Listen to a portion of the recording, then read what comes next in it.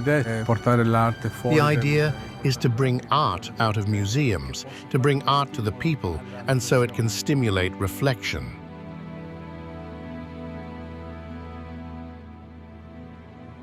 So we are here in Padua to celebrate the recent exposition of Gianfranco Meggiato, which is entitled The Kiss of Judas, and is an homage to Giotto.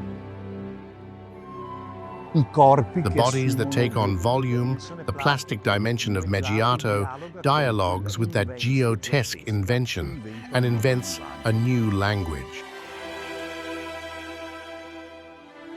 And this sculpture really is at the heart of the whole show, and it stems from the original invitation to respond to Giotto's artwork.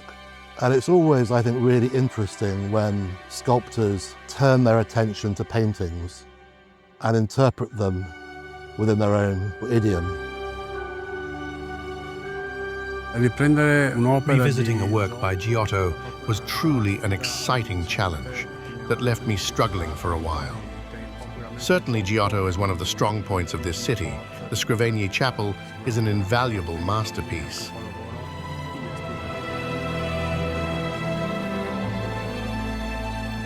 Meggiato has dialogued with what is the past of Padua, the chapel, the 1300s, but he also dialogued with the third millennium.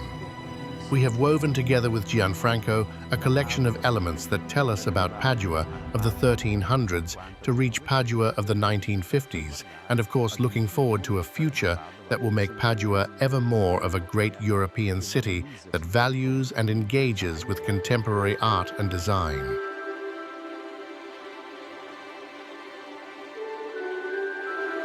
It's a sculpture that always carries a message.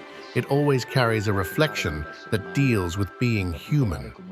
It's particularly with an invisible dimension and intangible, which is what he calls his spiritual essence.